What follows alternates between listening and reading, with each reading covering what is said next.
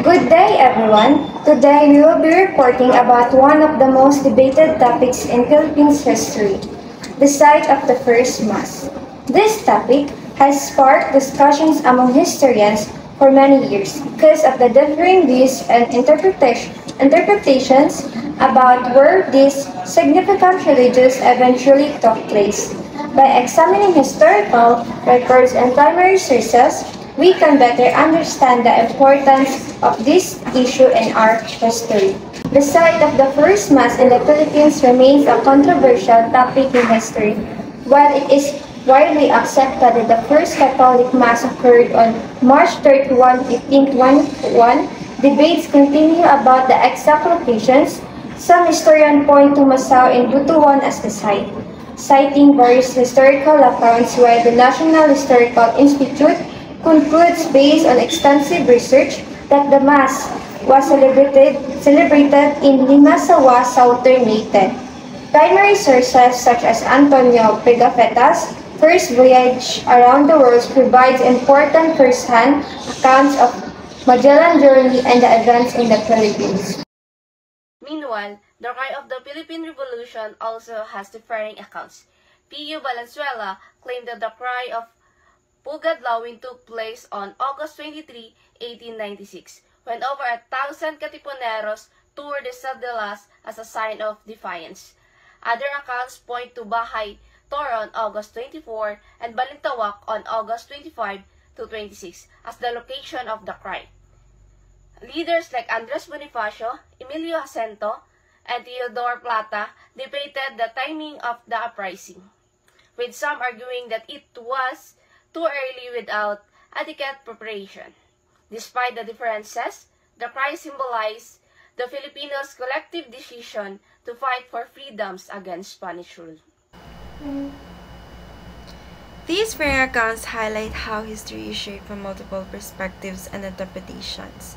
By examining primary documents and testimonies, students and scholars are encouraged to critically analyze evidence and understand the controversies surrounding Philippine history, whether about the location of the first Mass or the true site of the cry of the Revolution. These debates deepen appreciation for the country's past and its relevance to the present.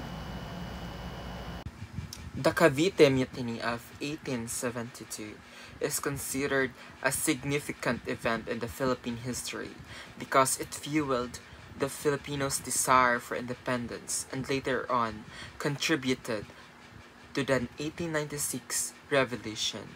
The incident became notable due to the execution of the three priests, Mariano Gomez, Jose Burgos, and Jacinto Zamora, collectively known as Gamborza, who became symbols of resistance and nationalistic fervor.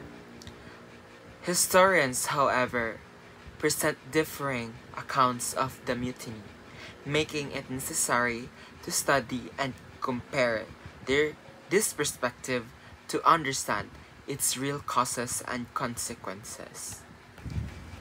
The Spanish version, narrated by historian Jose Montero y Vidal, claimed that the Cavite Mutiny was a large-scale uprising influenced by liberal and revolutionary ideas from Spain, America, and other nations. He portrayed the mutiny as a revolt led by discontented Filipino soldiers, laborers, and civilians against the Spanish government.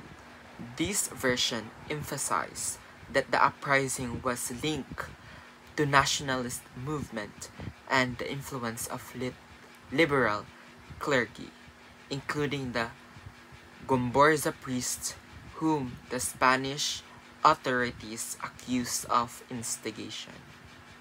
So this is for lesson 2. According to this account, conspirators planned to overthrow Spanish rule by assassinating officers such as the friars and even the governor-general. So the mutiny was allegedly coordinated with uprisings in Manila and other parts of the zone, with signals like fireworks and church. faced use as triggers. However, miscommunication and disorganization led to the uprising's quick failure. So the soldiers at the Cavite at Arsenal killed their commanding officer on January 20, 1872. But Spanish reinforcements soon suppressed the rebellion, capturing and executing many participants. Governor Izquierdo's official report reinforced the Spanish version, blaming the native clergy, scholars, lawyers, and local leaders for orchestrating the revolt. He claimed that they misled soldiers with promises of wealth, positions, and divine supports, intending to establish a government led by priests like Burgos or Zamora. This perspective helped justify the harsh punishment that followed. 41 people were sentenced to death, including Gomborza, who was executed by Garrote in Bagumbayan on February 17, 1872. Many were imprisoned and exiled. The Cavite Mutiny had lasting effects on Philippine society. For Spaniards, it justified the tighter control, especially strengthening the power of the friars. For Filipinos, however, it exposed the injustices of Spanish rule and awakened a stronger sense of nationalism. The execution of Gomborza deeply inspired future leaders such as Jose Rizal, who dedicated his novel El Filibusterismo to their memory. Thus, while accounts differ on their true nature of the events, the Cavite Mutiny undeniably became the catalyst for the Philippine nationalist movement. So for lesson 3, we're going to talk about one of the most pivotal events in the Philippine history, the first cry of the Philippine Revolution. So this event, it marked the formal break from Spanish rules, but its exact date and location remain a topic debate among historians. The cry of Pugadlawin, Balintawak, or Bahay Toro. Historians have varying accounts of where and when this historic event took place. Primary sources differ, making it challenging to reconstruct the truth. Some accounts point to Balintawak, while others argue it was Pugadlawin or Bahay Toro. This debate highlights the complexities of historical research, where fragmented evidence and diverse testimonies can lead to differing interpretations. Despite the uncertainty surrounding the exact details, one thing is clear.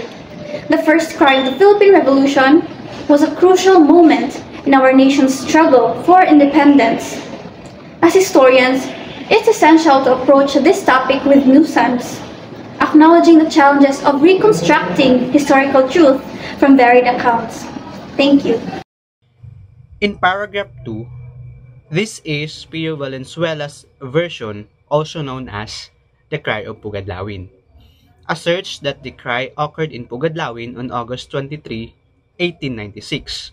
Valenzuela, a member of a Katipunan and an eyewitness, portrays the cry as a spontaneous and symbolic act marking the start of the revolution against the Spanish colonial rule.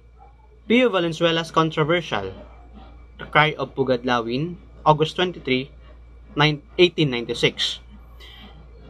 The first place of refuge of Andres Bonifacio, Emilio Jacinto, Procopio Bonifacio, Teodoro Plata, Aguedo del Rosario, and myself was Balintawak, the first 5 arriving on August 19, and I on August 20, 1896. The first place where some of 500 of Katipunan members met on August 22, 1896 was the house and yard of Apolonio Samson at Kangkong. Aside from the persons mentioned above, among those who were there were Bricio Pantas, Alejandro Santiago, Ramon Bernardo, Apolonio Samson, and others. Here, views were only exchanged and no resolutions was debated or adopted. It was at Pugadlawin, in the storehouse, and yard of Juan Ramos, a son of Melchora Aquino, where over 1,000 members of Katipunan met and carried out a considerable debate and discussion on August 23, 1986. The discussion was on whether or not the revolution against the Spanish government should be started on August 29, 1986. Only one man protested and fought against a war, and that was Teodora Plata, Bonifacio's brother-in-law. Besides the person named above, among those present at this meeting were Enrique Capriano, Alfonso Pacheco, Tomas Remigio, Sinforoso San Pedro, and others. After the tumultuous meeting, many of those present wore their cedula certificates and shouted, "Long live the Philippines! Long live the Philippines!" Santiago Alvarez, another revolutionary leader, presented a different version stating that the cry happened at Bahay Turo on August 26, 1896. His account stressed that the event was more organized and premeditated than spontaneous. Meanwhile, Gregoria de Jesus, wife of Bonifacio, also confirmed August 25 and 26 as the time of the cry, placing it in Balintawak. She emphasized Bonifacio's leadership and unity of the Katipuneros during the First Open Defense against Spain. Guillermo Masangkay offered yet another perspective, aligning with Valenzuela's view that the cry took place in Balintawak around August 23, 1896. These different testimonies highlights how the memory and perspective shape historical records. Regardless of the discrepancies, historians agree that the cry of 1896 symbolizes the Filipino First Bold Declaration of Independence, as the tearing of the cedulas become an enduring symbols of resistance against colonial rule.